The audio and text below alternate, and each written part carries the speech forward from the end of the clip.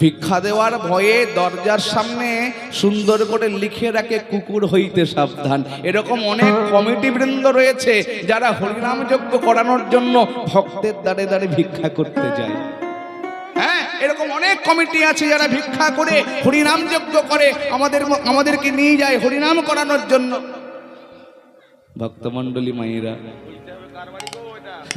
তারা চিন্তা করে, হায় হায় হায়, কুকুর হইতে সাবধান, দেবে তো ভারী 10 টাকা, ওই 1 টাকার জন্য হ্যাঁ ওই ভিক্ষা আনতে যাব, অবশেষে দেখা যাবে 14 খানা লাগাতে হবে।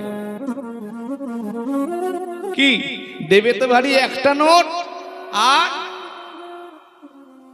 হরে কৃষ্ণ গৌর হরি বল, তার সঙ্গে 14টা লাগাতে হবে, মানে কুকুরেরও ভয়। হ্যাঁ, ওরা আবার একটা করে বাড়িতে দামি দামি কুকুর পোষে, আর গ্রামের মানুষদেরকে বলে আনকালচার। এদের মধ্যে কোনো কালচার নাই। কেন? এরা গোবর মাখে, এরা ঘুঁটে দেয়, এরা গরু চড়ায়। হ্যাঁ বলে বাবা, এরা এরকম কথা বলে। ভক্তমণ্ডলী মায়েরা একটা কথা চিন্তা করবেন তো, যে শহরের মানুষগুলো গ্রামের মানুষদেরকে আনকালচার্ড বলে, একটু চিন্তা করে দেখবেন ওরা সকালবেলায় যে দুধটা দিয়ে চাটা খায়, ওটা কোন দুধের চা গো মা? হ্যাঁ,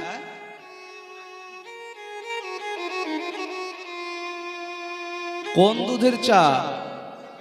গরুর দুধেরই চা।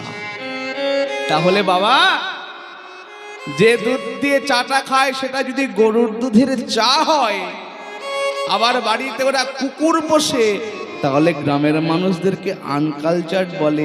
ওদের কি করা উচিত? কাল থেকে গরুর দুধের চা খাওয়াই উচিত নয়, প্রত্যেকদিন সকালবেলায় ওই কুত্তার দুধের চা খেয়ে বাজবে। সেটাই কি বলুন আপনারা? পরের দিন থেকে কুত্তার দুধের চা খাবে, সেটাতে তো অনেক ভালো নাকি? তবেই ওরা প্রকৃত কালচার। আমরা না হয় ব্যাকডেটেড হয়ে থাকলাম, আমরা না হয় আনকালচার্ড হয়েই থাকলাম। হরি বল না বাবা, একটা কথা জানবেন, বিষয়টা কি জানেন তো? আজকে যে মোবাইল কোম্পানি মোবাইল তৈরি করছে, যে কম্পিউটার কোম্পানি কম্পিউটার তৈরি করছে, তারা কিন্তু সবাই কোটিপতি, তাই না? তারা কোটিপতি তো। এই দেখুন, এই সমস্ত যন্ত্রাংশ যে সমস্ত কোম্পানি তৈরি করছে, তারা প্রত্যেকেই কোটিপতি।